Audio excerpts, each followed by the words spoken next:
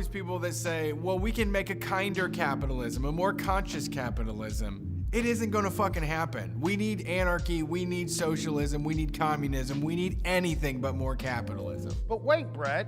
When you go to the grocery store, you have almost unlimited choice. You can buy 100 different types of cereals. All made from the same stuff with different graphics on the outside. All corn. It's basically just a bunch of boxes of corn.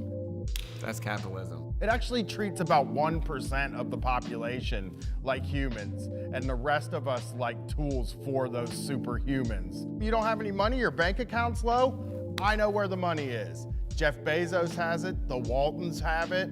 And they took it from us, right? They took it from us. We're just getting our money back. Yeah, your work made that money. You deserve that money. That's your money. The 1% has never decided to do the right thing. That's why we have to take power and just spread it out among the 100% of people that exist. Can you imagine being that sensitive? Like you, well, that's like what that they're is the PC as hell. ultimate.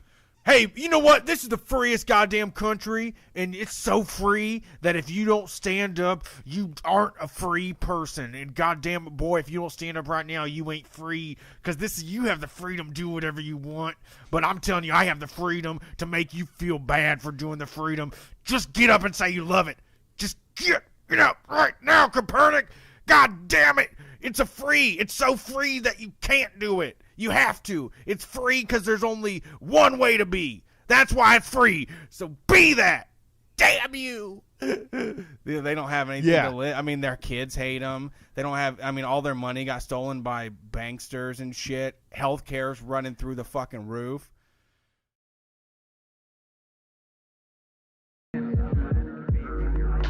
I tell you what, even the jobs that paid me nothing, like when I was first learning them, it was like, all right, I can do this.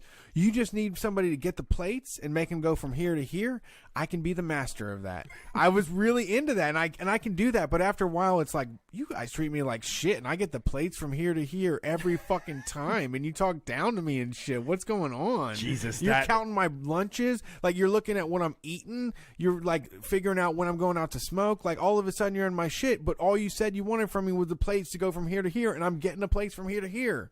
God, that was the most accurate representation of how I feel when I get a job. At first, I'm helpless. I'm a little baby. I'm sucking off the tea to the manager to tell me what I need to do. You know, I don't want to, my wings aren't fully formed yet. And then once I learn what I'm doing, I'm like, y'all could treat me a lot better for this. I deserve a lot more for this. Wow, this is some bullshit right here. Now that you kicked me out of the nest and I'm flying through the sky and trying to flap my wings here, I don't think you're giving me enough. I don't like this. You didn't set me up right.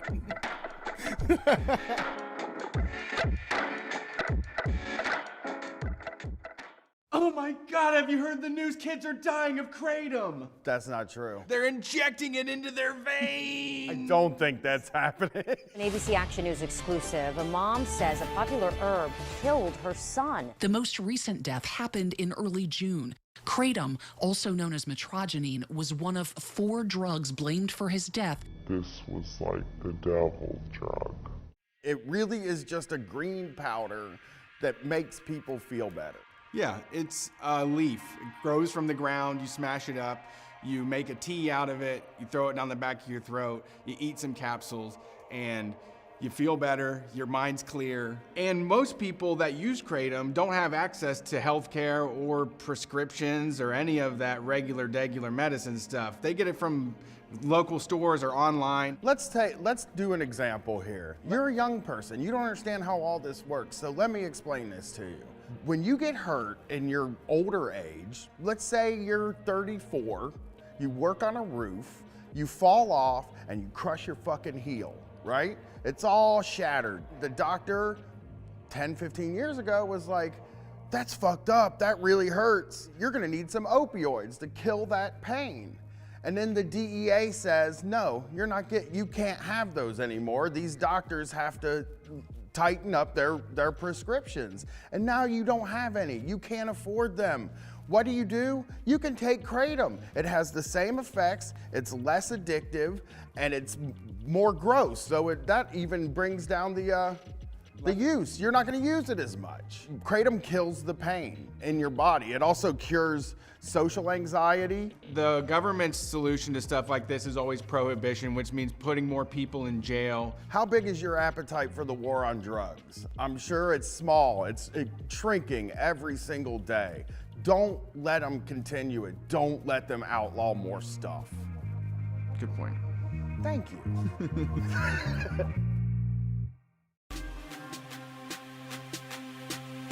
Before we commence expelling this ghost from this location, before we save Jake from the lock, I will light the ceremonial herb that will give us the sight, that will give us the power we need to set Jake free. My Twitter's not working out here. Let's see if you can get a ghost. Go ahead and try. I summon thee, ghost, into ghostly ghostness. Come the fuck out if you're a real ghost. Now. Demand it. This is how we fucking hunt ghosts. And as we've pointed out, and as we've said, there are no ghosts. So this is where the ghost lives, from what we know. And he's not home. Let me see, let me try this. Jake, you may overtake my body. I accept you into my heart and soul. Please, if you are here, take control of me. Use me as a vessel. Gross. Nothing. Yeah, no ghosts. So I guess the lesson of Beaver Creek is there's no such thing as ghosts. There's no God, and the Bible is a lie. Off to Helltown to find out what the government's up to in the middle of fucking nowhere, Ohio.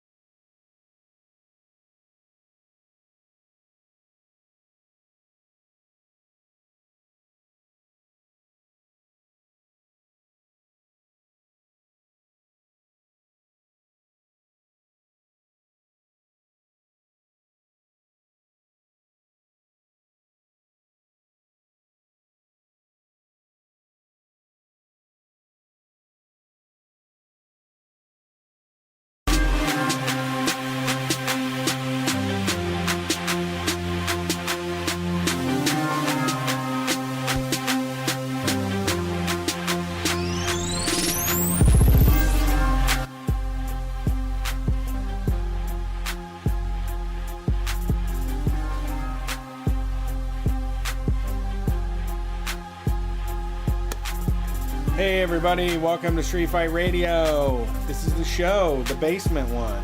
Brian and I have been doing this for a very long time, and we're glad to continue this proud tradition of complaining about the world and trying to get everybody else to join in on a gigantic workers' party to take down the elites. It's a big project. It's going to require a lot of work, a lot of organization, but there is a ton of people that are ready to change things for the better. And that's why we've done this show for so long, and we'll continue to do so. For those of you that don't know, my name is Brett Payne. My co-host is Brian Quinby. We're Street Fight Radio, the #1 anarcho-comedy show on any station across the nation. And we've been doing it for 9 years now. Going to be 10 in 2021. Should be a big deal. I'm excited. Can't wait to get to that milestone. But, you know, it's been a big, long journey of spreading this mess across the U.S., and we only do it with the support of listeners like you and people that support what we do. No ads, no BS, just Street Fight every single week, Wednesdays, and then on Sundays we have our call-in show. And if you want more, head to patreon.com/StreetFightRadio. Actually, if you don't want more, you just listen to the regular old podcast, but you'd like to sign up for a monthly donation, you can start at $1 a month. Head to patreon.com/StreetFightRadio. Other than that, we've got a digital zine that we put out every single month. It's $3. We got our premium audio like Shocktober and Million Tons of Steel. So many good video things that we just finished up an episode of Celebrity Undercover Boss, which is very new. But it's all available at patreon.com/StreetFightRadio. So go get it. It's great. I love doing it. That was good times. Yeah. I had a lot of fun. We did Celebrity Undercover Boss. Brian and I watched it, did commentary, shot the video. It was Darius Rucker, a.k.a. Hootie from Hootie and the Blowfish. It's not his name. He's not Hootie? No. Who was Hootie? Nobody was. Nobody was Hootie. No, they were called Hootie. It's a band name. Not even that hard to figure out. Not really, because there's lots of groups that are like, you know, the first name and then the rest of the band, right? There are a lot of them, but they explained many times that he was not Hootie. There's no Hootie. I miss that. Yeah, that was like a big thing in the 90s. They would ask him, like, which one of y'all's is Hootie? Chat says he's Hootie, so. I mean, he is Hootie. To all of us, in our hearts. He sings, and his name is Darius Rucker. Put some respect on his name. No, he's done a lot to make his own name. He Darius has. Rucker, but he was Hootie. Yeah. No. He got his start as Hootie, and that's how I remember him, like a older relative that won't stop using your childhood nickname. Yeah, yeah. Also, just a reminder, if you have an Amazon Prime account and you want to help out Street Fight Radio, head to twitch.tv/StreetFightRadio. You can use your free Twitch subscription. Also, I want to become a partner on Twitch. Just seems like a new thing that we could accomplish. So if you're watching this and you don't really care if it's on YouTube or Twitter or Facebook, head over to twitch.tv/StreetFightRadio. Subscribe on there, watch on there, comment on there, because I want to get that partnership status. Maybe we can get like on some, like, we can go to conventions. Yeah, TwitchCon. Yeah. Right. I've heard it's horrible. I've actually had conversations with people who have been there. I was there too. Said it was bad. No, I heard their conversations. Yeah. But I want to see it for myself. Yeah. I would never take anyone's word for anything. I want to see it. Especially you're not going to take Jesse Farrar's word for like something sucking. No. You would go and see. He's not exactly a go out and get with the people kind of guy, you know? Right. He's a sweet guy. I will say that. And if you're watching on the stream right now, there is a bug. They're taking bets on when I'm going to get it, but eventually it'll be mine. The bug came over here. I thought I just saw him a second ago, but I'm not after the bug. They're all moving in. I was wearing short sleeves earlier today, and now it's freezing outside. The bugs probably all got fooled. Oh, yeah. I get it. And flew into the house. I get it. Yeah. I mean, it's cold out there. You got to get in here, Bugs. Changes. The weather just changes. I need to accept the bugs. That's what I need to do. That's how I've always felt about bugs. It's I like bugs. People are freaking out when they get a bug in the house, and I'm like, it'll die or fly out the door when it gets a chance. I'm not like trying to. We don't just because you put up a bunch of wood doesn't mean that this is not still Earth. Bingo. You're still outside. Yeah. You know? We're monkeys. We're shaved apes. Well, your house is outside. Yeah, everything's outside. Nothing is sealed 100% from the outside. Yes. Nothing is, you're still outside technically. Yeah, people don't think about that though. That's just something. There's probably people listening right now that are like, I never really thought about it, but everything is outside. Yeah, I love it. Because you're inside doesn't mean that you're not outside still. It's all outside. And that's how bugs get in your house. Bugs don't do anything. As my father-in-law would always say, this is not one of the racist things he says. Okay. This is just, they don't eat much. Oh. You know? Yeah, you're right. Like you can take a bug on your grocery bill. Yeah. You can add a couple ants. You could throw them a couple pieces of cat food and get them by. Yeah. You know, if the mice want to get in the dog food, put it in the garage for them. Let them have it. Yeah. I got extra money. I can get more Old Red from Walmart. Yeah. You know? So we want to do something in the next couple weeks. And I think maybe we set a date for not this Sunday, but the Sunday after. Okay. Right? For a little... Now, there will be prizes. So we will call this a contest. Okay? Wow. Brett knows that I said we need prizes to do this. So I love them. I mean, we will figure out the prizes. Maybe we'll announce the prizes on the call-in show this Sunday. Okay. Okay? Yep. So for the Sunday after that, we want you to call in sick to Okay. Street Fight. Yeah. And the way that I'm going to start this off is that I am going to call in sick right now on the air. Okay.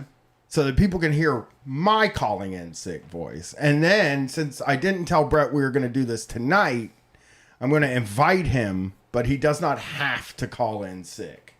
Okay? Okay. So, let me get my phone right here. I'm going to get on my phone. We're pretending Brett's not my boss right now. I'm calling in to Shirley. Okay. From the cable company. She was my favorite boss at the cable company, Shirley. Okay? All right, here I go. I'm dialing the numbers on the phone. Put it up. And then... Heart is racing. Yeah. My heart is always racing before I do these. And then she answers. She's like, hello? And I'm like, or Insight Communications, this is Shirley speaking. And I'm like, hey, Shirley, I've been coughing. I've been doing a lot of coughing today. I think I'm sick. I'm going to stay home today, and then if it continues through tomorrow, I'm going to go to the doctor. But sorry, I don't mean to let you down here. Bye. Okay? That's my call off. Not bad, because I have a philosophy about calling into work. And I want to test this out with you. Do not fake. What? Do not do a fake voice. Don't. You call in right when you wake up, and your voice will already be kind of groggily. Don't do the fake shit. People always try to do the fake shit. Doesn't work. But I would love to hear other people's version of that and hear them do the real shit. Right? Yeah, I believe in doing a fake voice. You're a I mean, fake I guess voice guy. I consider a fake voice because I'm not going to call in and be like, "Hey, I don't feel too good today." If I was sick, I wouldn't call in and just say, "Hey, I don't feel good." I'm not. No, I'm the not way gonna I do that. just did it was, it was Sounded like, like- "Hey, I'm coughing a lot today." You Yeah, I know, don't- that doesn't even sound written. Doesn't sound believable. It does sound believable. I usually go for extremely confused. I think my strategy on this is what I normally do is something along the lines of, "Hey, Shirley, yeah, sorry. I know we're supposed to call in by 8:59, but I know I'm late, but I've been sick all night long, and There's no way I can make it in right now, and I'll be back. Did you do the gangster for sure? Did you do the gangster? This is the move, right? This is a miracle calling in sick move to me. This is the most alpha. We'll say it's the most alpha calling in sick move, where you sleep in, break the rules, and then call in when you wake up. Yes, you don't wake up. Right. You do the alpha move of fucking just sleeping till 11 and then calling. Brian, it's 2:00 in the afternoon. Where have you been? I actually just woke up. That's preposterous. You must really be sick then. It doesn't work that way, dude. For me, it doesn't. did. I got away that'd with it. get you fired, though. Not dude. me. I mean, if you don't care about getting fired, yeah, go ahead and give that a shot. I think a lot of people, man, that's a call-in, no-call, no-show. When it's after... You gotta be liked. I mean, if you're liked, they'll bend the rules. Yeah, see, I'm not that, and it would be safe for me to believe that a lot of our listeners aren't liked. So, in 2 weeks, on the call-in show on... I'm getting the date. I should have already had it. I want to say the call-in show on the 22nd. My call-in tip, if anybody on the stream saw it, is also close your eyes. Like you have to, I don't think that you have to imagine yourself in a daze and kind of just close your eyes and kind of stumble. And while you're talking, just act like you're barely on the edge of consciousness. That's what I always do. Yeah. So on November the 22nd, it'll be Street Fight calls in sick, or Street Fight is sick.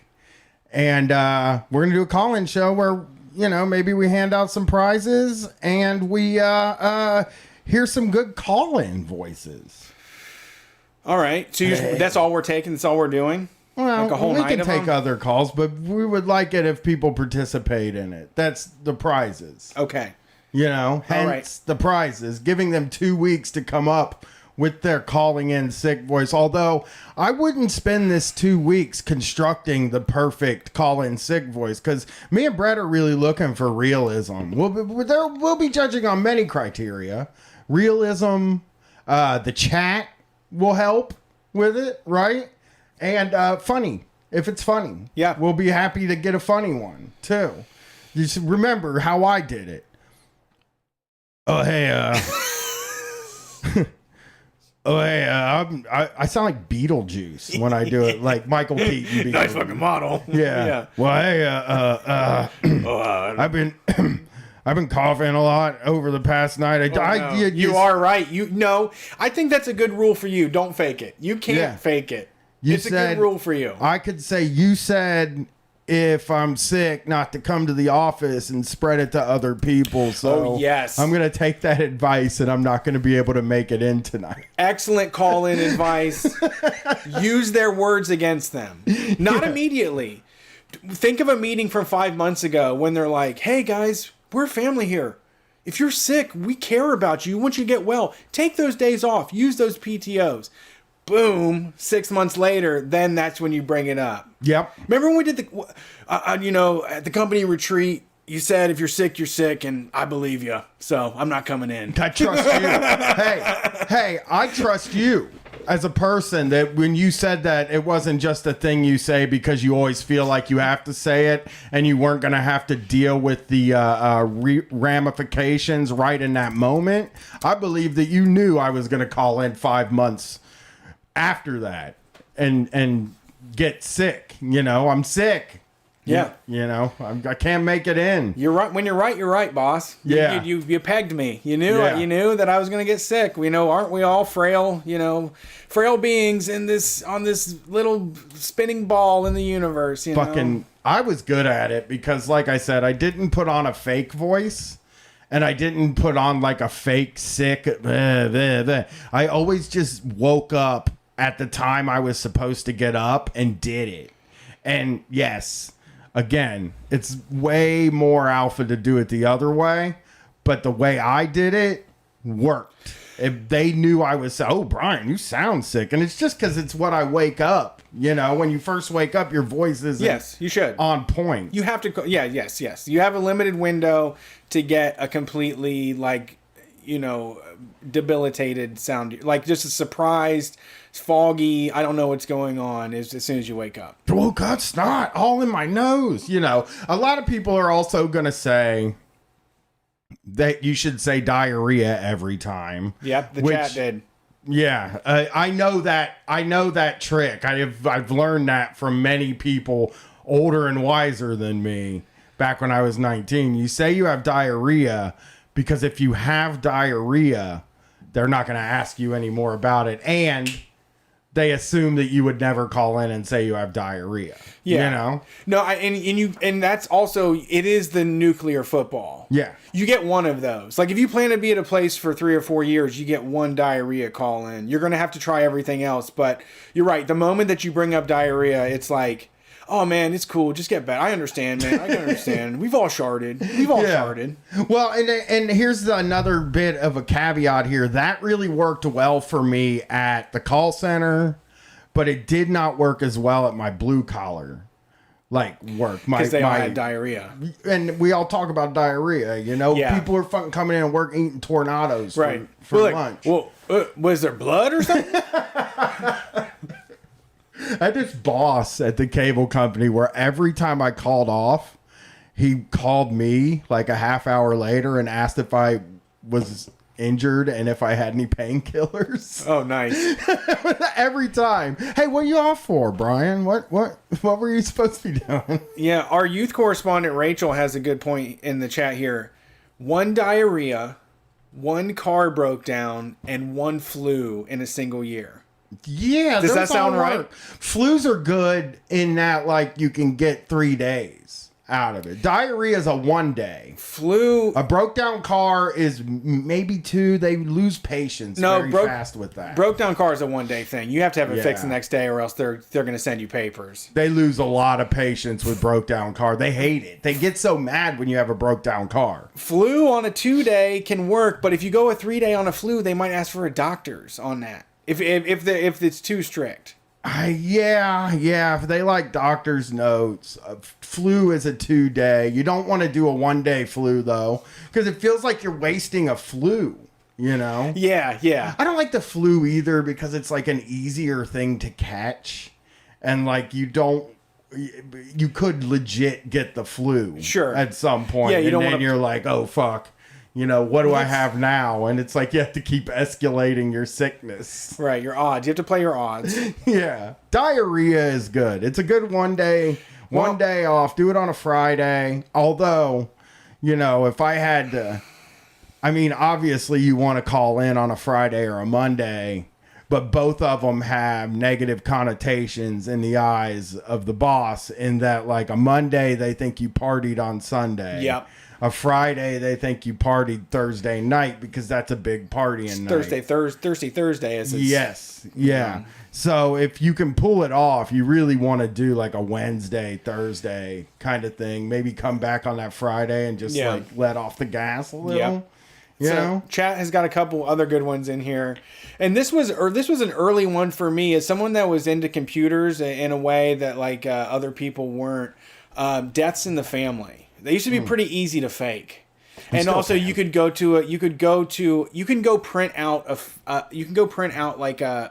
funeral. They have templates for funeral things, and you just load your families into it, and you bring in a little booklet that you stapled together that's printed on paper, and it's this is from the funeral. Now I get 3 days bereavement. Yeah, I mean, you could actually find one in the obituary.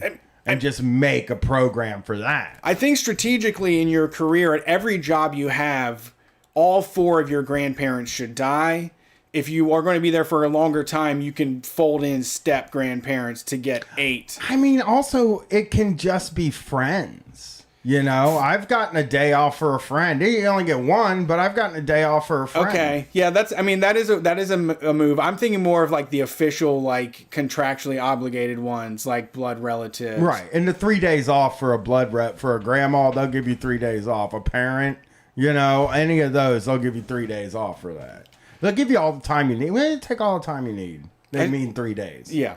I also want to clarify that I have been asked to bring in a pamphlet, the program from a funeral. Yeah, me too. I've never been asked for the death certificate. No, not that. But no, they want you to bring in the material from the funeral. Yeah, yeah. I've had it happen at 2 places. Yeah. That's such a dick move. you know? Absolutely. That's a place that have had a lot of people use the bereavement as Right. an excuse. I'm sorry, there was one more that I lost. Everybody was lighting up about these dead grandmas. Oh, Pink Eye. Pink Eye's good. Wild card. Yeah, Also- Brett's done Pink Eye, and he's done it well. Just jab the shit out of your eye. Like, rub your sweatshirt on your open eye until it looks gross, and then show up to work like that and say, I know I'm out of occurrences. I know I'm not supposed to take any more days off. I came to work, but I think I got pink eye. And then you have like an eye that like you were digging a key into it in the parking lot, and you show up at work and they're like, you can't work. You have to, the state says you have to be off for 24 hours, 48 hours if you have pink eye. And you're like, oh, drats. Yeah, I've always found it. I mean, you guys heard my acting there earlier on. I always found it harder to go home once you were there. I mean, Once you get in there, it's like. I mean, if you make your eye look infected enough, I guess. Yeah. I'm more into practical effects, I guess, than you. Yeah, no, not me, man. I got a call, or it's not going to work out. But I want. Somebody in the chat said they have used makeup to look sick, which is a good idea. It's smart. Especially if you're. I mean, this is this is another way for men to get head using the patriarchy. But they would never suspect that you would like sullen your eyes or like make yourself look like more flush with makeup. They would never think that you would go that far. It's true. You should learn. All people should learn how to make sick makeup. That is really Sick smart. makeup is a really good tutorial. I wonder if the YouTube and TikTok people are doing sick makeup for work. I don't know. Subtle shit. Like you're just like, man, you look like a fucking zombie right now. Like, get out of here. Like, because here's the thing. Like, you're playing. I'm all like when I'm playing sick. I'm also playing off the moments where I have actually shown up to work sick or been sick to the point where they're like, man, get the hell out of here. Like I've actually thrown up at work, or I have actually had like a bad cough where they hear me cough all day and they're like, you know what, just get out of here. So I'm playing off all of those scenarios whenever I'm calling off sick. Yeah. I'm imagining that this has to be, you have to really go all in. It can't be just I don't know, you can't be half pregnant on a call off. When I call off, see, I had the job where I wasn't in the office, so I had to do it. I had to call. It was horrible too because we had to do it on the Nextel, and if the boss wasn't awake, they didn't answer. Or if the boss Nextel, for people that are under 30, is was a walkie-talkie system on cell phones. Right? Yeah, there were cell phones with a walkie-talkie system. You didn't have to dial anybody's phone number. You would just hit a button and talk, and everybody that you were connected to would hear your message. Tiddlink. Yes. Tiddlink. I had one, and I used the hell out of that thing. They were big for a period. That was like, but before tight. texting. Yeah. Yeah. Right before sitting on FaceTime with your friend all day. Yes. It was basically sitting on Nextel. FaceTime with your friend all day. Was Nextels. There's so many You would people just that be do that. I see them at the dispensary. Yep. Like there's usually 2 or 3 people in the waiting room at the dispensary talking to somebody on FaceTime. I mean, at 2 or 3 airports that we've gone to, the cashier has had a cell phone sitting in front of them with like the camera face on their chin, and like they're just talking to somebody. As soon as I walk away, I hear them be like, well, that was some bullshit. And then they just start talking again. I'm just in a gas station where they were doing that the other day. Nextel was like, hey, Brian, and you're like, bloop, hey, what? And then you go, bloop, and then you like fart into it or something. Yeah, you tell dirty jokes. Yeah. Or you yell a curse so that Yep. everybody hears it. Yeah, you're inside. Yep, you're inside waiting for a Chipotle, and then your buddy yells "fuck" really loud on the Nextel, and it blares through the Chipotle, and then it's a jokey joke. Yeah, it was great. It was great to be in a customer's house, and then my friend would bleep in and say something vile, and you're just like, I don't know. Sorry. I didn't mean for you to hear that, obviously. These views do not represent me, the employee. They represent Time Warner Communications. Yeah. So I was looking on CNN today to see the Veterans Day deals. It is Veterans Day, and we didn't get a chance to get in on them. Oh, really? Is it Veterans Day? It is Veterans Day today. This is the big deal day in China. I got a bunch of cheap clothes. Oh, really? On Veterans Day. So, the restaurants are offering the worst veteran stuff, and it just feels to me like they feel forced to offer veterans a discount, but they don't want to. And the things are so funny to me because it's like I wouldn't fucking get out of my chair to get most of these deals. Right. I mean, and that's what we've tried to point out throughout the years. In my kids' class today, they had a veteran that did like a guest appearance on Zoom. A guest appearance. They were a National Guard member, which I don't know if that, I don't think that's the real military. I don't consider it the real military. But it was a National Guard guy that read that book about the Wind Talkers, that Nicolas Cage movie. Oh, and that's I was racist, isn't it? I was just, well, it's just such this really, it's from 20 years ago. Like I was just holding the sides of my head that like public education has not moved. Like we sometimes think that like the conservatives complain that culture has moved so far ahead where we accept anything and everyone and we know the tragic histories of everybody on earth, but we're still doing the same old Western chauvinism. Yeah, they couldn't get a Marine or something like somebody that's in the full-time military. No, they got a weekender, and they probably like called and was like, "Hey, can you?" I don't know how this person. No, they probably didn't call. This guy probably goes around and says, "Hey, I'd love to talk to children about inspiring them through through service." You know. Yeah. They also read a book about Tammy Duckworth, which I don't know if that was good or not. I don't know who that is. I don't either. Anything like that. It was interesting to hear the curriculum because this is the first time. Because they always say, like, parents are welcome to go and sit in the classroom. And it's like, I'm not going to do that. I'm not going to go watch the teacher do their damn job. No, that would be uncomfortable. It's weird. It's too overbearing. Like, I don't care what she's learning. I just want her to be there instead of here. Yeah. So now I get to hear what the schooling is. And, God, it's so bad. It's just... I mean, I know it. You told me that it requires a lot of, unbrainwashing. But you have extra work to do if you want your kid to know what's critical actually thinker or anything like that. Right. I mean, you don't really have to tell them shit. That's how I feel. You just have to. You're right. You just have to introduce the idea of like, hey, maybe this person isn't the authority on this. No. Yeah. Maybe teach them how people aren't the authority. So at Applebee's, it's free meal with proof of service. Okay. The offer is only good for dine-in, and beverage and gratuity aren't included. Boo! Who made that decision? Me. That sounds like me. No. If I was running Applebee's, that sounds like, you're making me do a Veterans Day thing. Give them food.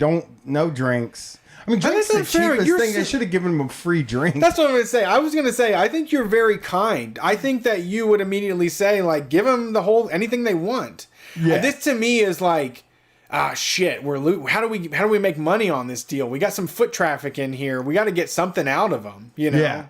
Like, and that's what I'm saying. Such a crude business way of thinking. I mean, gratuity shouldn't be included, and they should tip. I mean, that's the thing about the tip system is I feel like when you get a free meal, you should tip a lot. I pretty much pay for my food instead. Yes. That's what I normally do. You're paying for your food. You just pay for the food, but don't do a tip. That's what I usually do if I get a comped meal. Now, BJ's restaurants, which I've never been to, but Heat O'Brien loves. Get it? BJ. Free entree.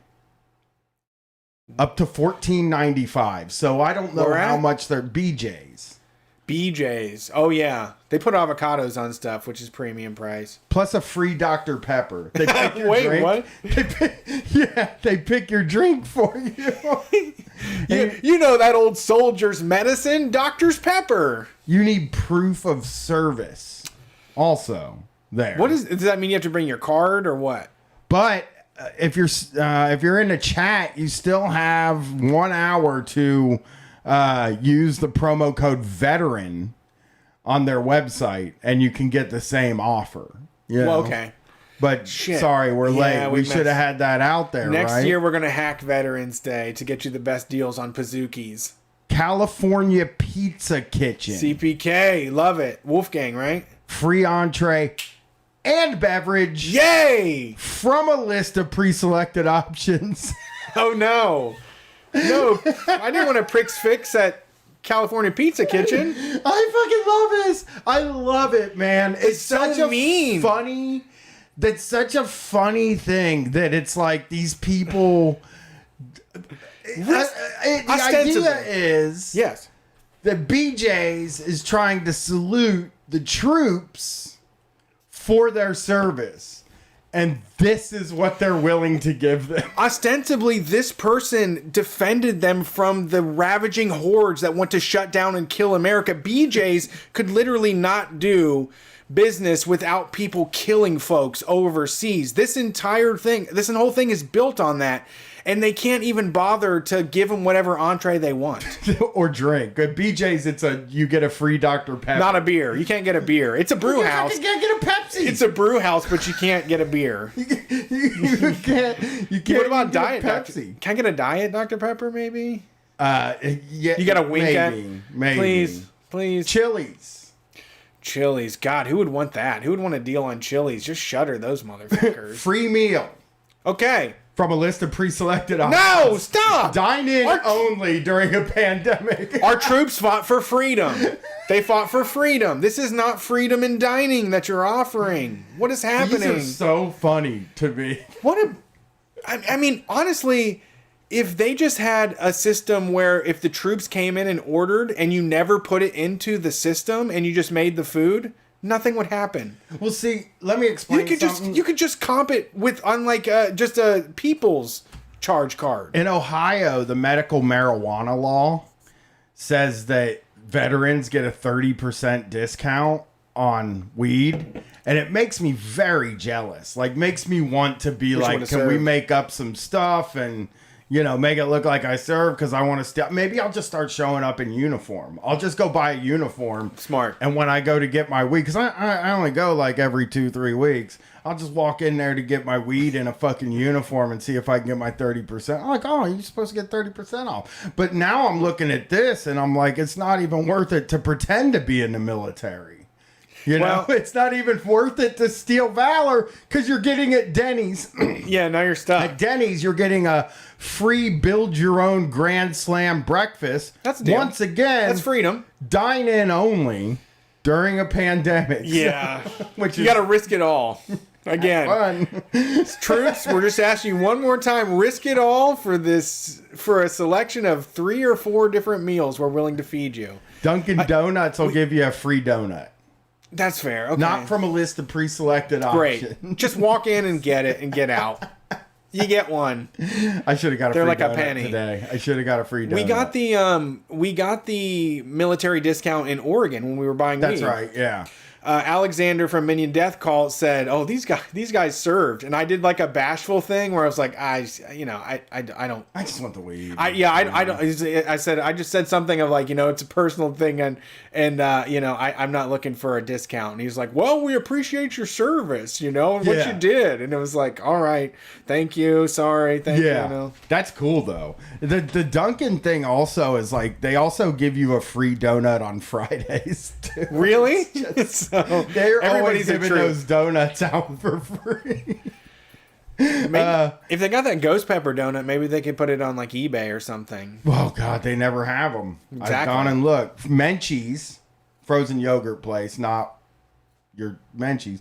Free 6 ounces of frozen yogurt. Okay. I don't know. Are how they much weighing that? is. Yeah, they're weighing Oh that. yeah. They probably got a 6-ounce cup. Sir, we appreciate your service, but it's 8 ounces in this cup, and I'm gonna I can prorate you for the 2 ounces. Is 6 ounces like 2 spoonfuls? I don't know how much an ounce of yogurt weighs. When I think about frozen treats, I don't want it to be in ounces. I want to hear pints, right? Pints are good. Yeah, pints are great. Starbucks is a free, tall, hot brewed coffee. Oh no! So you can't get a cold AA brew. already. Yeah, you can't get a cold brew. You can't get a motherfucking large or a medium. You can't get a latte. You can have one free, small, hot coffee. So that's so bogus. If you were thinking about stealing valor Or joining the military. It's pointless. Yeah. Or joining the military. Yeah, don't join the You're not military gonna. either. It doesn't pay off. The deals aren't worth it. Yeah, we got one last thing before I have Kevin O'Leary answer some questions about work for us. Oh. Ticketmaster exploring negative COVID-19 test or vaccination to attend concerts. All right. Now, you're like, oh, you know, the chuds don't go to concerts. You know, the non-mask people don't go to concerts, but the truth is they do. Yeah. And as soon as Starbucks has like a fucking Darius Rucker concert in town, they're gonna melt down and cry and freak out in the streets because you need a vaccination to do it. Yeah. Like, it's gonna be like, oh, I don't care, I'm not gonna go to any fucking concerts. And then a concert's gonna come through town where there's like an uprising against the Ticketmaster, which is fine.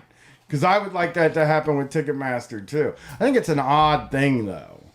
They're saying a negative test though, or vaccine. The ticketing giant plans to have customers use their cell phones to verify their inoculation or whether they've tested negative for the virus within 24 to 72 hour window, according to a report. You know, it'd be nice if there was a little chip that they could install right into your body that they could scan. The government could just assign you a code instead of a name, and they could just scan that instead. Yeah, I'd be cool with that. Yeah, I'd love it if it was you know, then I wouldn't have to worry about uploading anything. There would be no, like, my medical history would just be in an RFID inside of my hand. Yes, I would love it. And there would be a little mark there that they could scan that would, so that the people would know. Because with those, that tap with the credit card, I love it. where do you put it though? There's no, like, there should be an arrow that says put the card here. No, you don't have to because do that. you just rub it around the whole thing. No, Mine doesn't. I use pick my up. phone actually. I don't use the credit I use the card. Bonk.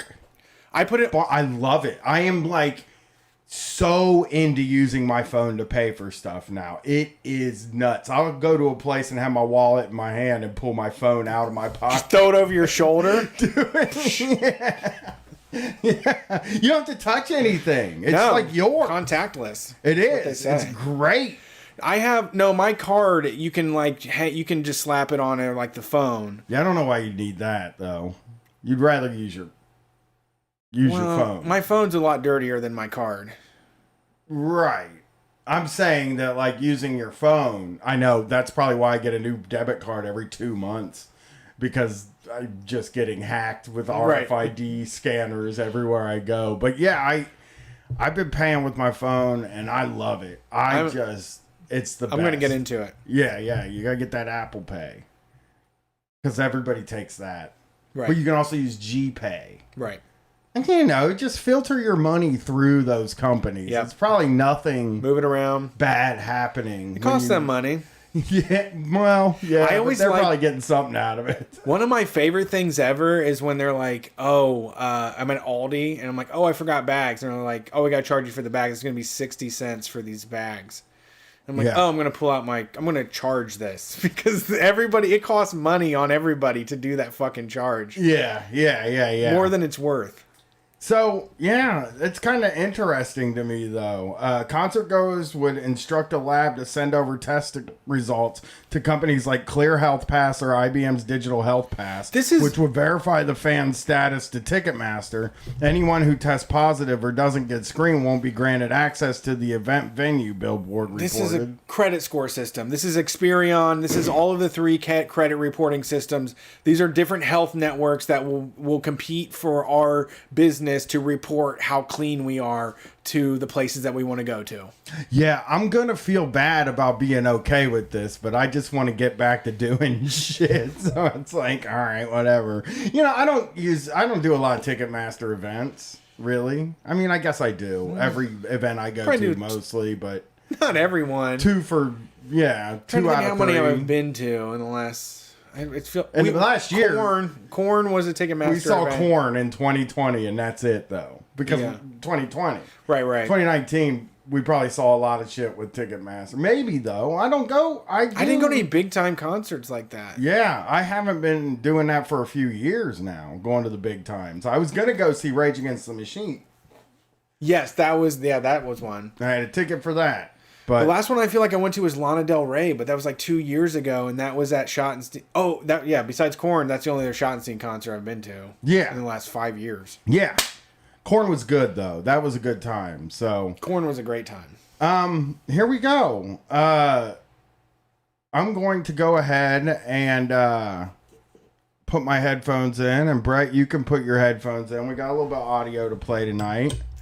I found this clip on YouTube, and you flub heads out there, there's not going to be a flub here, because the fact is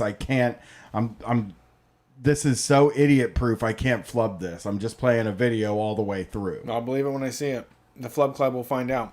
Oh, wait. Did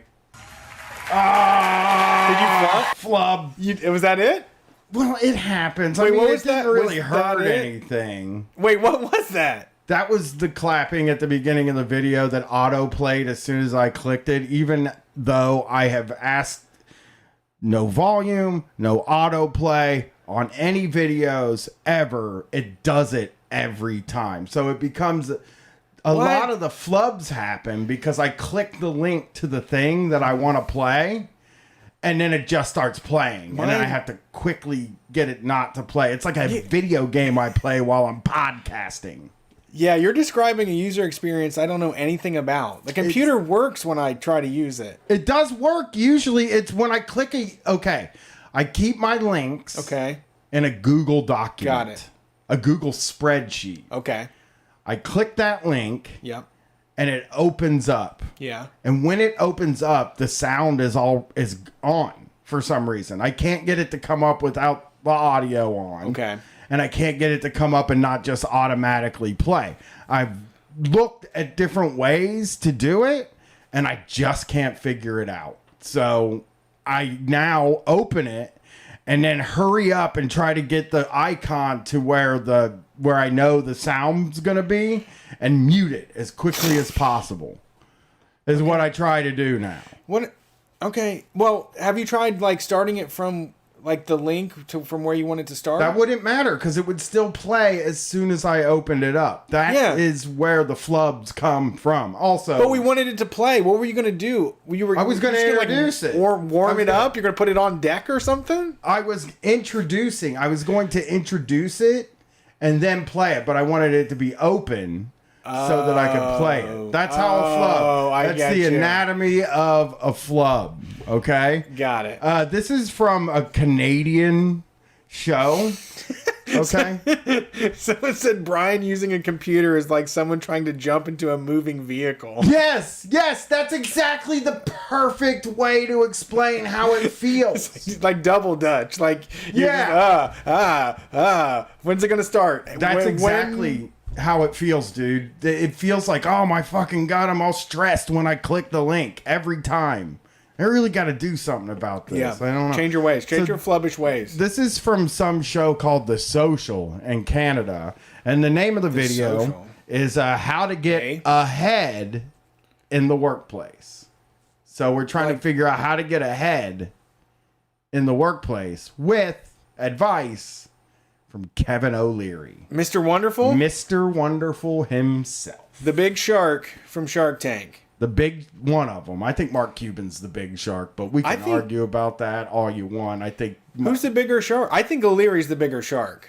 But Mark Cuban's the bigger star, I guess. I'm talking about star power. I'm talking about star wattage I'm talking about killer instinct. Mark Cuban wants to be liked. Mr. Wonderful does not want to be liked. I swear, I haven't seen Mark Cuban invest in five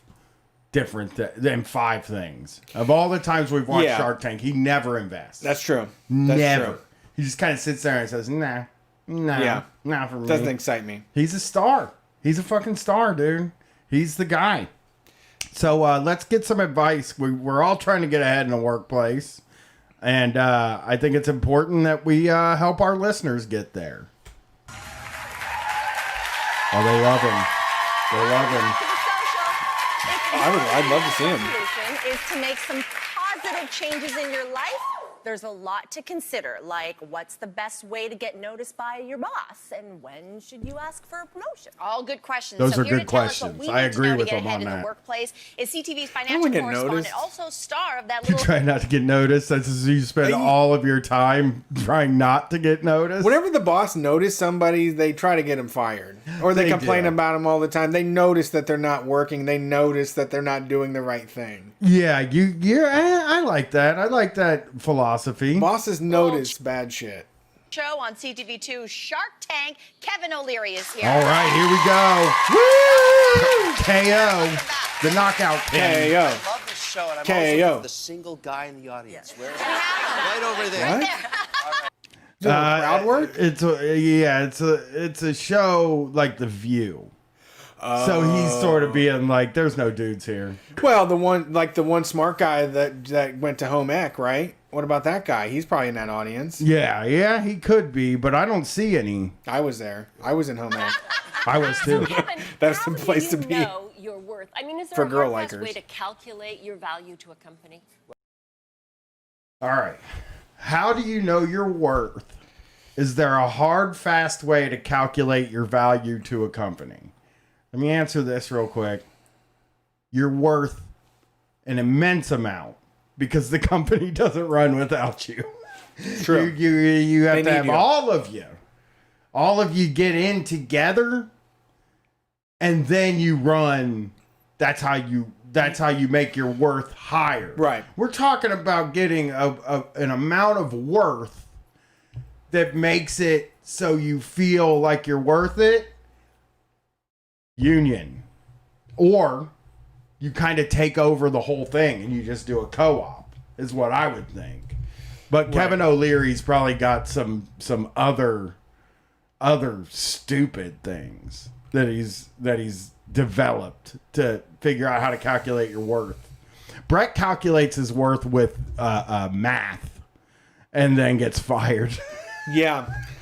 I one time calculated my worth and told it to my boss, and then he fired me 2 weeks later when I said, "You're paying me this amount of money, and I'm making at least 10 times that amount for you, and you told me that you pay nothing for the stuff that I'm selling. It doesn't seem like a good business arrangement to me. That's not something I want to do. I don't want to make you rich." Yeah. Let's hear how Kevin answers. Well, what matters when you're working for a company is, can you execute the task given to you? In other words, in a large corporation, even a small one, somebody says, "Look, this is a job that has to get done. We're giving it to you." And then what matters is, do you get it done, A, and B, how fast do you get it done? Hey, no. Oh my I'm going God. to tell you the truth about this. Let's just get into this right here. No. What do you need done? Do you get it done? That speed doesn't matter. You give somebody a deadline, speed doesn't matter. You get it done by the deadline, you know? And I have to say, after witnessing several, different careers that require project management and everything, like, deadlines are very fluid. Right. Yeah. Even those. But you're right. It's, do you get what I need done? This motherfucker is the boss. So he's like, no, what I'm saying is, if you get the deadline, if they get the work done faster, you could fit 2 deadlines in 1 deadline. Right? Right. Like, it's just like, double you your get it deadlines. done, boom, new deadline with a new thing, a new projecto. Right. And how much ripple effect, as I call it, do you cause? Can you work with others? Maybe not. Do you cause a lot of hassle on others to get your job done? These are the metrics by which employees are measured. But number one is execution of the task. You can No, it's not. Not That in is- the real world, though. Not in real jobs. Really? No, I don't I think that's all that matters. I think that this No, is, I this think is- that. this is the most kiddish shit I've ever heard. Like, if you're hired to do something, all they want you to do is do the thing. But they- like, he's not offering any. There's no insight. No, he's not This is giving not a any- billionaire thing. That, like, my daughter says, if I said to my kid, I'm going to hire you to take this bucket of water across the yard. What's your job? She's going to say, take the bucket of water across the yard. Yes. Yeah. Like that, and as long as she does it, it's done. Yeah, I feel that way too. But in practice, in the real world, that is not what ends up happening. You know, your ability to get the task done is also compounded with like how much extra you did and all of that stuff. That's how your boss evaluates you. You know, You can take a lot of pain from somebody that's socially inept, perhaps doesn't work with others well, but when they get the job done, that's pure gold. I mean, the only thing I like about people is when they get the job done, to be honest. I do. After working with so many people over the years, getting the job done is the only thing to do. I do like people who get the job The only done. reason I'm here. Yeah, that's my shit. I just don't think it's fair that this guy is asked to be an expert and this is what he has to say. But he's a guy, you know. How many real jobs do you think he's had? I don't know. That aren't just being a billionaire, just being a guy with money. Let's hear the next question. These are baby brain questions. Yeah, this is really horrible. Yeah, here's the next question. That's what matters. Okay. Can you let your work speak for itself, or should you be bragging about your accomplishments to your boss? Like, did he write these questions for them? Well, it's just yeah. Let me answer this question real quick. You should be bragging all the time. I think like in order to get ahead in the corporate world, it takes a lot of bragging. And if this fucking guy doesn't say that after all the bragging he does, I don't know what he's saying. It's two separate sets of rules here for the world. Yeah, I mean, the biggest thing is that you can't have somebody say bragging. Like, you just have to be able to, you have to sneak around it so that someone can't say you're a braggart. But you're right, at your job, you have to point out every single time you did something good and every single time you did your job. Because the thing about it is that the people up above, when you get your job done, they discount it because the job's already done. They're like, I don't care. I have new jobs I need to get done. And you're falling through the cracks on those. So that is like, that's where I feel on that. You know, you're right. I'm with you too. It's like, again, if you don't bring up every time you did what you were supposed to do, then they'll never give you silence. They'll never give you credit. They're never going to go out of their way to go on the interview and point out all the stuff you did. At every job you have, if you did something successful, you should have a private document that you keep to write down all the accounts you closed, all of the things where you came through in a pinch. You need to bring all that stuff up. That's the only person keeping evidence is yourself. They want to try to deny you any sort of bonus, promotion, money, raises. And it's a really good point, again, just to keep reiterating that, like, if you do the job they ask you to do, they see that as like an even exchange. You know, it's you didn't get you're not going to get anything out of it unless you bring it up a lot. Right. And you don't have to say like, oh, I'm the fucking shit. This stuff would never get done if I didn't come into this place. But you do have to be like, this is what people do. This is what, like, I'm going to let y'all in on something. This is what people like us do. We go, man, did you like that presentation I gave you? You know, like 3 days down the line. Yeah. You go to the boss and you're like, hey, how'd you like that present? Yeah, I used some good clip art on that one. I had a funny bat and a couple pie graphs. Yeah. So, you like that? You like that? You like that sale I made? Hey, remember when I made that sale? Like, it's just bringing stuff up like that. That's not really bragging. Well, that's reminding. Well, also, when I used to do this at the warehouse, too, when they would make us write down how many packages we moved on Fridays, I would say, I moved 900 boxes this week, man. I'm a little tired right now. But Monday through Thursday, I moved 700 boxes. So, you know, I'm a little sluggish. Sorry, I didn't live up to your expectations. Or to just say, like, when they bring you on Saturday, just say, yeah, I've already done 800 boxes. What's a couple 200 more? What's it going to be? It's just Saturday to me. Ain't shit, man. I eat it up. Yes. I like the move of saying that, this shit's easy, man. Yeah, I mean, I move 800 boxes a week, you know, and I have a family and I have a wife and, you know, I'm supposed to have my own life, but sure. I mean, 200 boxes more. What the hell? Why not? Let's do it, man. You guys wanted, and like that's at a place where like they want like 750 boxes done a week. Max productivity. Yeah, they want 750 done. You do 800. It's like my walking. It's like, well, they say you should get 10,000, but I get 40 most days. So that's 4 people's That's enough. days. I did it. Yeah. Very dangerous to brag. Really It's dangerous. not dangerous.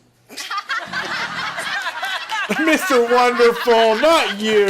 Oh my gosh. what Goodness keeps gracious. you employed is having your boss look great.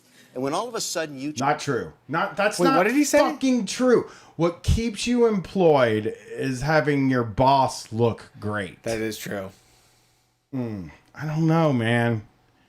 Like, that doesn't get you shit, though. But that's the deal of being like a lackey that goes to work and has a regular ass job. You have to pump up the person above you, and they protect and provide. I mean, that's They the protect, system. but they can't do shit else. Sure. For you. They can't get the, you know. Your job is safe. If you're a guy like me who, you know, carries a briefcase into my job interview and like opens it up and pulls out some graphs and stuff like that to show how I could contribute to the company. Right, wondering what kind of Windsor knot you're going to use for your tie. And if I sit down at that desk and this is what I a lot of times will say, they say, where do you see yourself in 5 years? A lot of times what I'll say is, I see myself in that chair. Now, I'm not lying when I say that. I know I'm going to be in that chair because I'm going to get a promotion and you're going to get fired. That's because I'm going to frame you and get you fired. But no, for real, it is funny to think about, like, that is like, that thinking of like, I need to make my boss look good only makes you look good to your boss. And if your boss is somebody that's going nowhere, then where does that get you as a person, you know? Yeah. There's a lot of going nowhere ass bosses out there. If you're trying to win at jobs, though, that's the only way to go. No, being better than your boss. Like, maybe talking to your boss's boss every once in a while. Like, you know, cozying up to them. Yeah. If you can get in the same room with, I'm like a guy that if I could get in the same room with my boss's boss, I could probably get my boss's job. Just give me a month. Sure. I'm persuasive. I'm a salesman. Here we go. you try, and bragging is often perceived by a superior as you trying to pass them on the freeway to the top of the company. Not a good look. Not a good, and so you cause yourself a lot of grief when you do that. You've got to be a politician when you're an employee. You've got to understand when. You got to fucking do a bunch of stuff to people and not give them anything in return. What'd he say? He said you've got to be a politician when you're in a company. So it's just, I don't want, you know. Yeah, you don't know about success, man. And when to give and what to say and what not to say. Making your boss look good is always a good path, even if your boss is a bad person. Right. Spoken like a true boss. He's speaking like a boss. He's the boss. So it's like, make my boss look good. And he's like, because I want all my people to make me look good. I mean, but if you're in charge, the person that's in charge of your paycheck, he's the one that's he or she or they are in charge of your every fucking day of your life. Yes. I mean, you're playing the wage slavery game, man. You have to put it all in on your boss. If they get fired, you jump ship, man. Your loyalty goes to whoever is directly in charge of your job. Yeah. I mean, you got to be Dwight Schrute about it if you want to beat this game. Like, that's the only. I'm not saying it's the best way. I'm not saying it makes sense. I'm just saying that he's giving the most like baby book advice on like, this is what they expect for, this is really, and this is, you're right. Like, he's the boss. So from a management perspective, they're like, this is what they think. Yeah. Oh, fuck. Flub. Flub? What? Brian, play that clip. You know, they call them boss holes. Yes. Do they? And so, No. because eventually. We're at the forefront of hating bosses. Yeah, I would never call them a boss hole. I would say I want to chop up their body and throw it in the garbage. He's an asshole. We call them assholes. Yeah, I use fuck, ass. We just call them assholes because a boss hole is like you're still a boss. You know? An asshole means you're a fucking ass. The whole of a fucking ass. If you can get a half dozen people to say he's a fucking piece of shit, Yeah. you are a low piece of garbage. Yeah. Man. If somebody if somebody said I'm a boss hole, I'd be like, you're fired. Yeah. If someone says you're a fucking piece of shit, I have to stay up all night thinking about that. Yes. Yes. Actually, whoever is the superior of the boss hole gets rid of them, but looks at you as gold because you helped that boss achieve the goals that had to be achieved. I find great employees are ones that know they have to. I have heard so many stories from people who lost their job because their boss was an asshole. Right. And got fired. Yep. They brought in a new boss, and Yep. the new boss got rid of the people. Yeah, I've heard that. That is true. If you link your wagon to a shitty boss and they want to sweep clean with a new year at the company, they will just get rid of all of the toxic staff that helped out that boss. Yep, and you're the toxic staff. You helped out the boss. So he's full. I know he's saying what bosses say, but it's also like very sneaky. If you think about the person sitting at home during the day, probably circling jobs in the classified ads, hearing this like information where you're like, well, there's a lot of pitfalls there. Seeing a lot of pitfalls. Well, honestly, this is the kind of lies that I tell when I'm at the workplace, though. I mean, this kind of information is good because this is the kind of the shit that you can say out loud and like people will love you. That's true. That is true. I mean, I feel like the job place is a complete performance.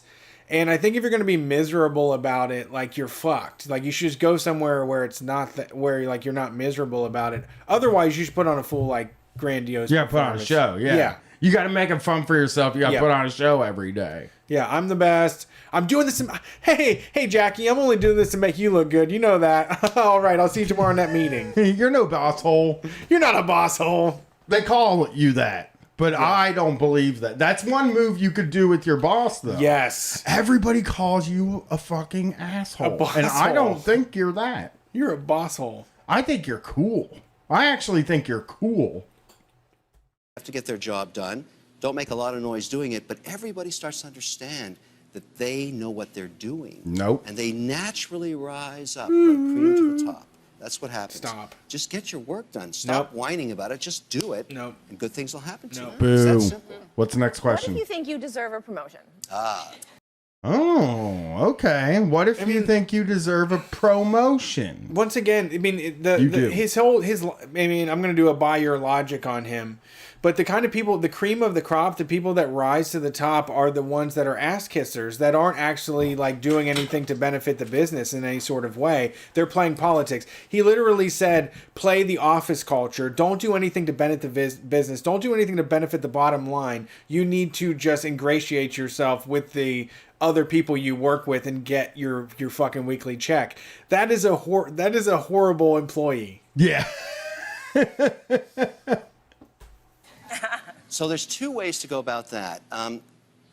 Bosses are often ready for you to come at them in January at the beginning of a year. Oh, with a really? new budget in place, Really? particularly in big companies, to sit down and say, look, we're going to do a review of you from last year, which generally is part of the process. Okay. Yeah. What's good, what's bad about you, what you did well, what you didn't. That's the time to say, listen, I think I did a great job. We've just recognized it in my review if it did go well. Not true. I'd like you to give me a raise. I'm looking for, let's say, 5 to 7%. That's not true. I know. That's bullshit. He's selling people up the river. This is for suckers. You brought it up. What you said was right. This is for suckers that don't have a job, that are trying to positive think themselves into like a better position to believe this shit, because that's not going to play out in the end. Yeah, people are going to go to their call center job with this advice in their mind that like the fiscal year, you come in at the beginning of the fiscal year when they've done the budget and you're like, hey, the boss is expecting you actually to come in and ask them. And I have no anecdotal knowledge of that at all, because at annual reviews, they already have decided. You filled out your personal thing. You evaluated yourself. 30 days have passed. Now they're going to tell you what you get. Yes. Yeah. The people, including my wife, the only time they've ever negotiated their wages is at a random ass time, sporadically, to just say, I closed 3 or 4 deals that are worth hundreds of thousands of dollars, and I think that I've shown my worth at this company. The only people I've ever seen get a raise are the ones that say, I found out that Marvin is making 14. I'm making 12.75. Yeah. What are you going to do about this? Yeah. I've never heard of annual review being the place to get anything more than what they plan to give you based upon their spreadsheets. Right, and it seems like in his mind, he's saying that this isn't even, they may have done your annual review by now, but they may not have. And this is the time to come in when there's money. The way he's making it sound is that like there's this whole world of possibility for the regular worker. Also a lie. I know. Their year runs from April to April. January is nothing. That's the beginning of like the fourth quarter for businesses. Yeah. That's nothing. Yeah. Let's hear him. Generally, they're already ready for that. Now, in the middle of a year, there's another tactic that works. What's this? This happens to me in all my companies. Let's say there's a big opportunity. Let's say one of your companies gets a new client and they're huge, and there's a huge amount of work to get done. Hell yeah. And it's got to be done in a short period of time. Step up to the plate, go to your boss and say, look, I can do this for you. I can make this happen. I can achieve the goal, but I want recognition if I pull it off. Let's talk about what you're going to do for me. If I make this work this is for some you, game show host type shit. Recognition. Where do I spend my recognition bucks at? Yeah.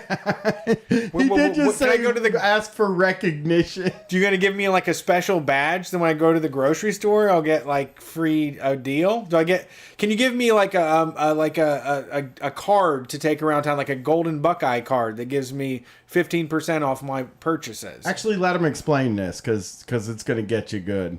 For you, I know it's July. I'm going to trim my holiday back or work extra hard. If I get it done, I want a raise now, or I want a bonus, or I want some showmanship of appreciation for why I'm doing this for you. Pre-negotiating that is a very cool move because the boss cool, man. Yeah. If they believe you can do it, they'll pay anything to get it done. I've done that many, many times. Here he goes. He's right. This I'm doesn't Mr. even Wonderful. include your bonus next year. This is a one-time fee. You get this done, I'll give you $10,000. And I've paid that many times. And that gets the... Yeah, because fucking... Yeah, what if you don't what if you're have like... to pay it anymore? Also, what if you're like, this dinner time rush at this Rally's is fucking a catastrophe right now. If you give me $1,000, I will get all of these things made correctly and get them out the door. Imagine holding them hostage. Like, hey, Burger King headquarters, we've got a full drive-through here. We're not going to move until you give us $1,000 apiece. There's 10 of us here. We need $10,000 to split amongst us. Well, that's what this advice always that's why, like, even doing our show is like, there's very few people giving advice for work like that. Oh, I know. This is like advice for some horse shit. Exactly. Yeah, this has nothing to do with salary. This has nothing to do with the people that make the work actually happening. Sorry, not salary. I meant hourly wages. Yeah, no, this guy's not talking about $16 an hour. Yeah, you're arguing for $10,000, which is like half of a year's salary for minimum wage. Yeah. This is almost all the job advice out there too. Is like this kind of shit. Not like this is all it is. Yeah. This is there's not much else. There are a lot of good YouTubers doing like fast food.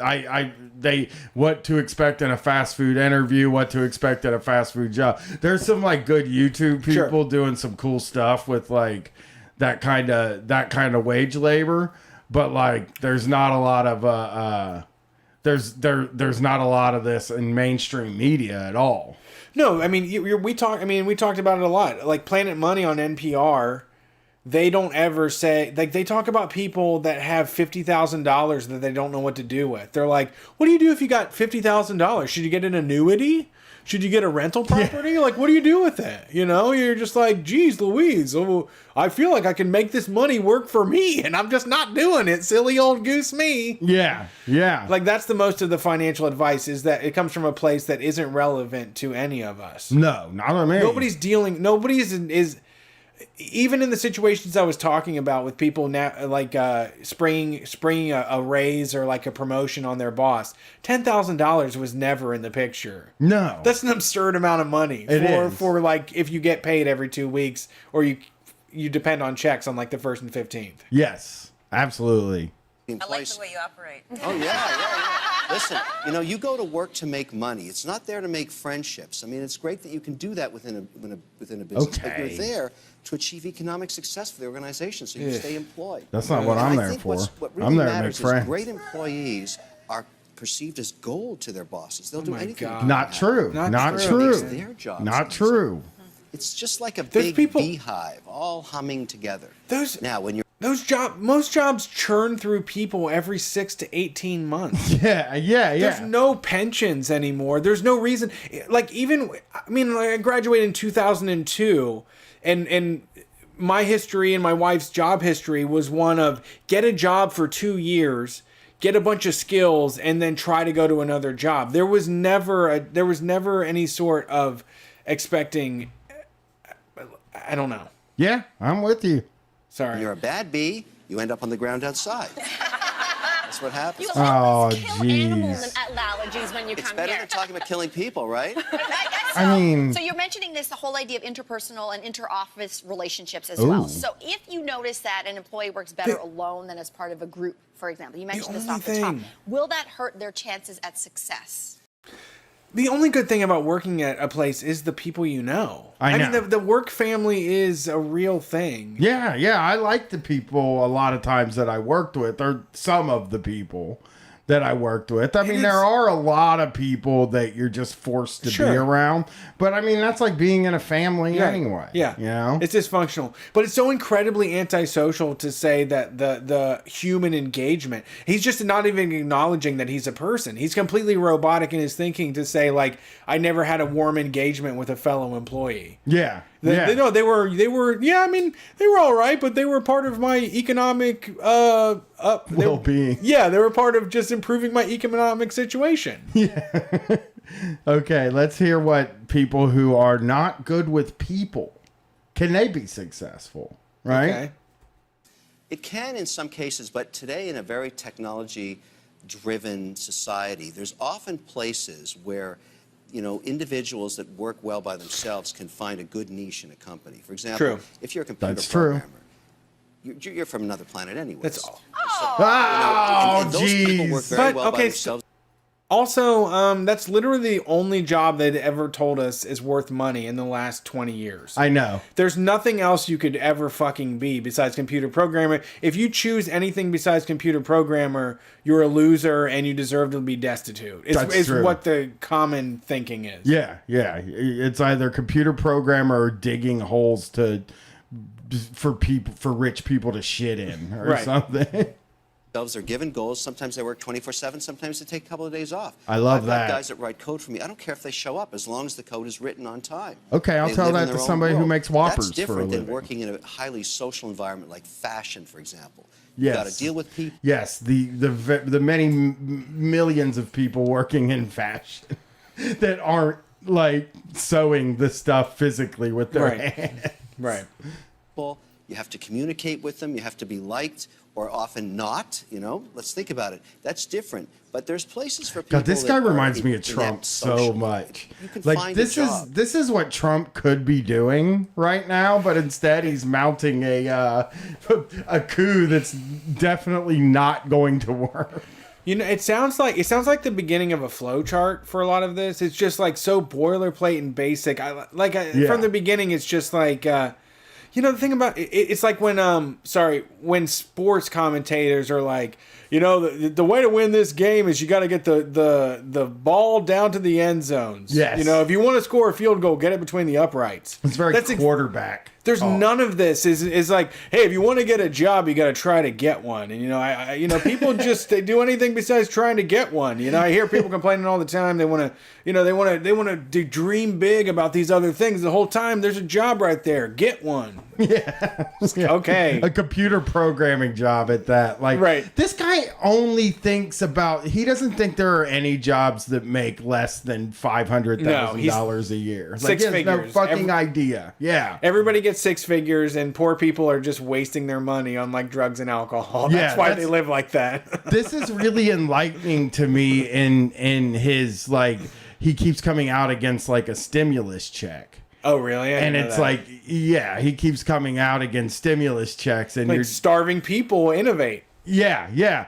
And you're just like, Oh, okay. That's because he doesn't know that there are people that make less than fucking $750,000 an hour. Right. As long as you can execute. I don't worry about, making friends if you can get your job done. That's all that matters. You often hear sayings like dress for the job that you want, not the one that you have, or dress for success. Does attire and the way you present yourself, is that making an impact on your manager? Yeah.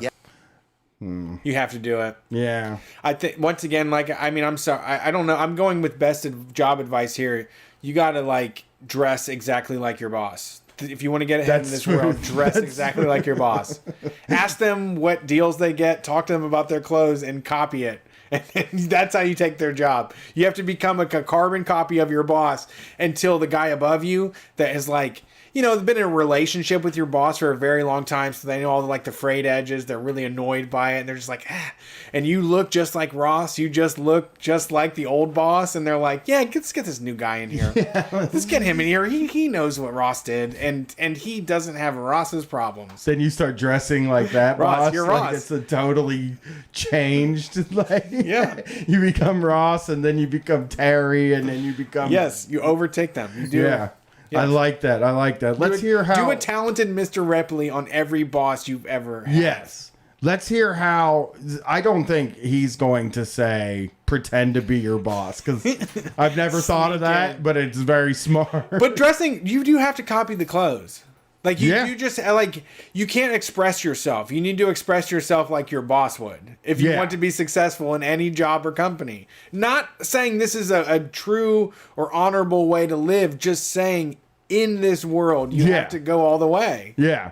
Yes, You're a manager, because you don't have a manager. You are the manager. And I serve my shareholders. I'm always raising capital for my companies. I always wear a tie when I talk about money. The answer to that... What is that? Are you doing what is that? Like a ritual? If I'm talking about money, I'm wearing a tie. It's like 4 a.m. at Palm Springs. And they're smoking cigars. Mr. Wonderful, I got $100,000. What do I do with it? And he reaches over to a bowl full of ties and pulls one over his collared shirt and cinches it up. I wonder if that's a rich guy thing to say. Yeah, I mean, I wonder if that's some figure of speech that we don't get to hear because we're broke. That's true. Yeah, no one's ever said to me hey, Brett, we're talking about money. Let's wait till the ties are on. Yeah, I'll bet you. Literally, that is everybody's something... when can you pay me, man? Yeah. Hey, when are we getting paid? Hey, when's that check gonna go through? Yeah. When can I count on that money? When are we gonna have that money? Yes, yes, yes, and yes. You have to dress appropriately. Okay. You think about going into a bank or a financial institution or an insurance company or a large corporation. Okay, name some more stuff. I would think to wear a ski mask. Saturday night at a club? I don't think so. That's a bad outcome. If people are looking at you because you look hot, that's a bad outcome.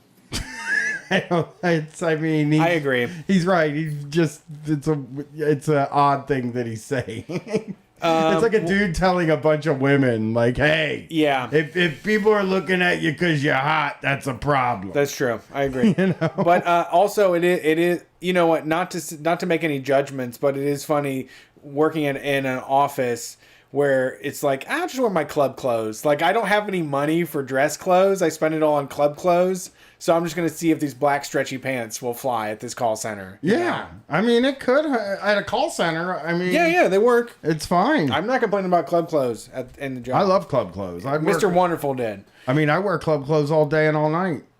Oh, I'm always trying to be clubbing, man. Let's get on this job. Let's go club instead, man. Appropriate. Everything closes at 10. I'm not kidding. This is a very tough... And most companies now have written policies regarding what you're wearing. Hold on. When you're a man or a woman. Someone in the chat said that I'm guessing they're a woman. They wore a dress. They didn't shave their legs. And there was a policy made that women had to shave their legs. Oh, I believe that. That's awful. I totally believe that. Yeah, that's 100%. Disgusting. You should go to Supreme Court with that, maybe. Yeah. I would like to help you in your fight against that company. It would be great if, a woman should definitely be able to sue for that. Because if men could wear shorts at the job, then that wouldn't be a requirement for them. He's actually mentioned that they do have separate things for men and for women on here. Yep. There's a code of ethic regarding dressing, and I think it's important. I've always been a big advocate for getting a good wardrobe so that you have the appropriate clothing for your work. That's what I always do. Yeah, that's me and my buddy. Like, you know what? I hang out with all these losers. You know, my best buds, they just don't get it. And I'm like, get yourself a good wardrobe, you dummy, you dingus. What are you thinking? It's all about the wardrobe, you fool. You're not going to get a fucking job, dude. You're wearing these old Seattle Seahawk crew neck sweatshirts with holes in them, trying to get a job at a financial agency. What are you thinking, man? You're wearing thrift store clothes and you're trying to get a job at fucking Goldman Sachs? What's your fucking deal, dude? Jesus criminy. Fuck, go get a wardrobe that has clothes for every occasion. Right. That's what you gotta fucking do. Take your $10,000 to $15,000, go get yourself a tuxedo for formal events. Get yourself a nice black suit. Get a blue one. Get a gray suit, okay? Get ties for talking about money. Now, you need to have different colors to signify what kind of money you're talking about. So 10 to 20 ties to talk about money. When I split money for ordering a pizza, I fucking put on a tie on real quick. Just gotta grab one. Hey guys, hey, sorry, it's me. And a weird thing, but hey, we're about to split this bill. Everybody throw a tie on real quick. Yeah, we all need a tie. I'm gonna put a tie on. It's gonna make the rest of you look like a piece of fucking garbage if you don't. A hooded sweatshirt with a tie pulled around it, tucked under the hood and pulled around it, so that you can take $10 from your bro for a pizza. And your boss notices it too. You know, if you look sharp and clients look at you sharp dressed, I know about looking sharp. And looking sharp is better than doing the job. He's talking about sometimes I never did the job. I just look sharp. And they're like, fuck, he looks sharp. That's true. He didn't do the job. Like, he almost did. He did 90% and looked sharp while he was doing it. Yeah, I've never looked sharp, and look how I've been treated at all of my jobs. It does. It makes all the difference in the world. Looking sharp will do so much. It does. It has to, because I've never had it. Yeah. I've never looked sharp, and nobody's ever treated me with any kind of respect. I'd love to do a Back to the Future where we can send you to your old jobs looking sharp and see how you do. I mean, everybody treats you differently. All I would have had to do at the cable company is like tuck my shirt in and wear jeans that fit me. You know? Okay. That's all I would have had, and a belt. It's like the Ghost of Christmas Past, Ghost of Workers Past. Well, there was a fucking uniform there. But I didn't tuck the shirt in ever. I didn't wear a belt. Should only do French tuck. With the blouse out? Just the front, yeah. Just the front, let the back hang. No, you can't do that. That's against the you rules. look like you're disheveled in the right kind of way, like you don't give a fuck. Yeah, mine. You got to get it in there and then blouse that fucker out. The blouse is good. No, I agree with that. You want to make make yourself bigger, like you're trying to intimidate a bear or something. Yeah, I mean that's how I tuck. I don't know in any only other the front, way but I tuck. like to have the butt covered by the back of the shirt. Okay, yeah, that makes you feel more comfortable. Very good. And so that's an investment in yourself. You can buy very appropriate clothing inexpensively. Okay. No. If you don't know how to do that, get some advice, because if you can't show get a up suit with the wrong inexpensively. stuff, that's an impression that the Men's Warehouse usually has 2 for $199. Okay, I guess $199's a lot of money for clothes. Every time I tell somebody I spent $199 on some clothing, they get all like, "What the fuck?" Yeah, you know. Well, you don't smoke. Like, give up an ounce of weed or a half ounce of weed and get yourself a suit instead. Invest in yourself, in a wardrobe. So I got a coat, like a hoodie that's like kind of like really thick and it's waterproof and it's really nice. And Jason was here earlier and I said it costs $170. He was like, shit, $100.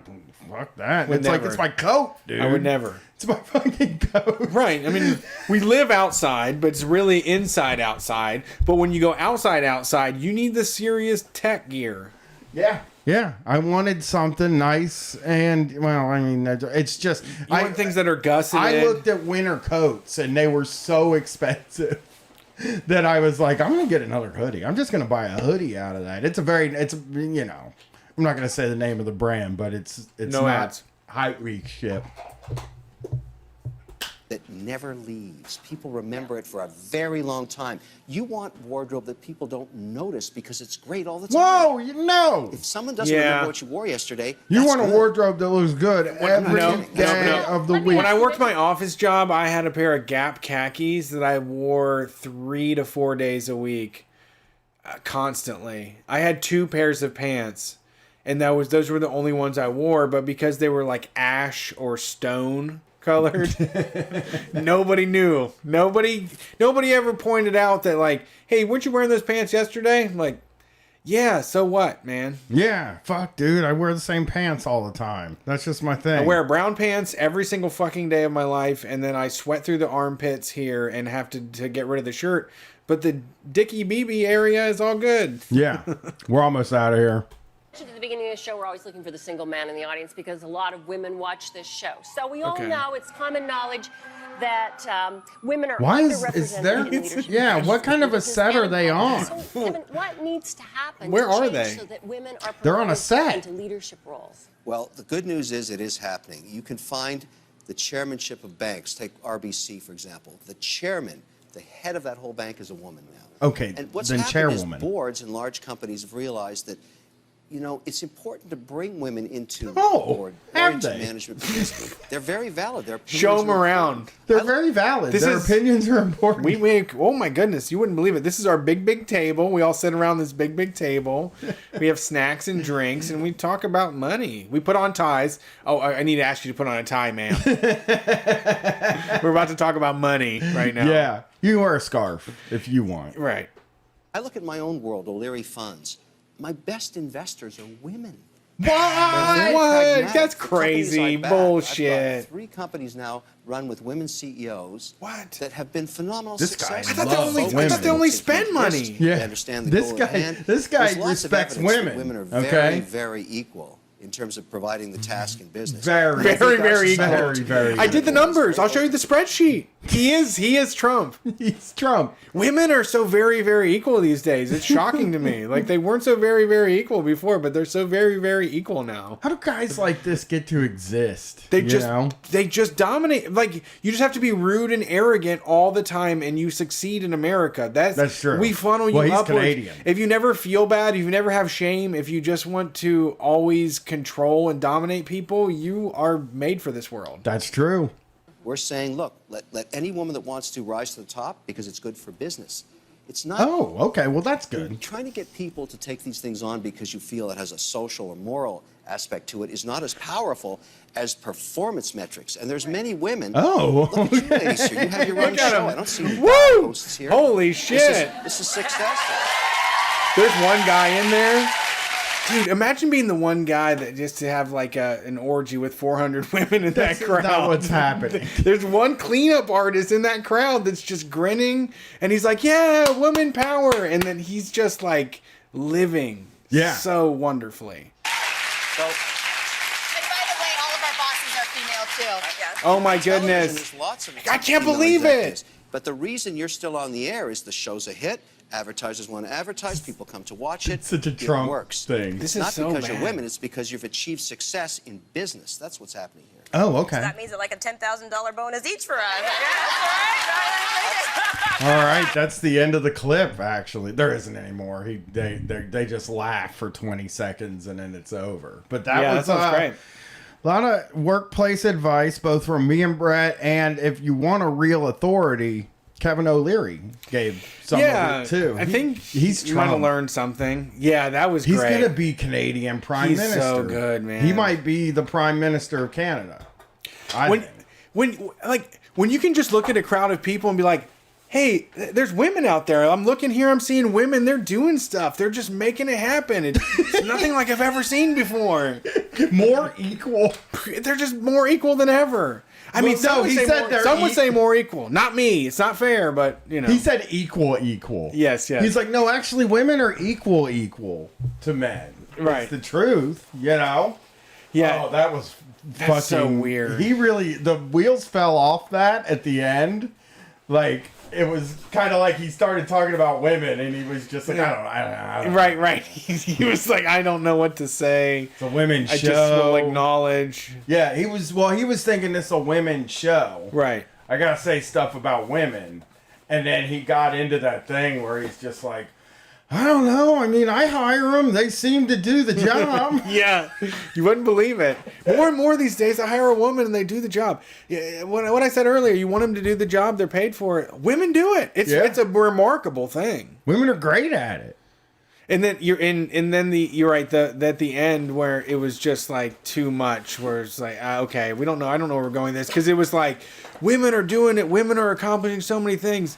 And it doesn't even matter that you're women. And it's like, well, you just brought it up the whole time. Yeah, you're the one that said women are fucking doing all the best work. It kind of does matter. It seems like he's a dude, and he's like, well, wait a minute. Right. Okay, dudes still got to have jobs, too. It's only because, you need to put on one of these ties someday. Yeah, that's a show. Thanks for listening to Street Fight. That's our radio program that people enjoy, and we will continue to do until we're on the other side of this earth. Until we're underground outside, I guess would be the name of that situation. We will be taking calls this Sunday, regular old call-in show. But on November 22nd, if you want to try out your best calling in sick voice, that's what we're looking for. Give us a call next Sunday. Our phone lines are open 9 p.m. to midnight Eastern Standard Time every single Sunday. So if you want to talk to Street Fight, we're here for that. Please consider supporting the show either through patreon.com, or you can buy digital downloads of our shows. Shocktober, Holy Boys, Teen Fight Radio, and Shocktober Volume 2 is coming to the store very soon. We're also doing a t-shirt pre-order right now. We've been doing this thing where we split the profits 3 ways. Once between Street Fight the business, not Brett and Brian, the artist, and then a charity. And right now we have Lermworm, Gina Lerman, one of our favorite people ever, did a shirt for us called All Connected, and we're raising money for Prison Health News, which I will be interviewing, hopefully with Gina, maybe not, but in the coming weeks we'll get you on that. And for the first time ever, we have kids Street Fight shirts. So if you go to store.streetfightradio.com, there's a kids version of the t-shirt.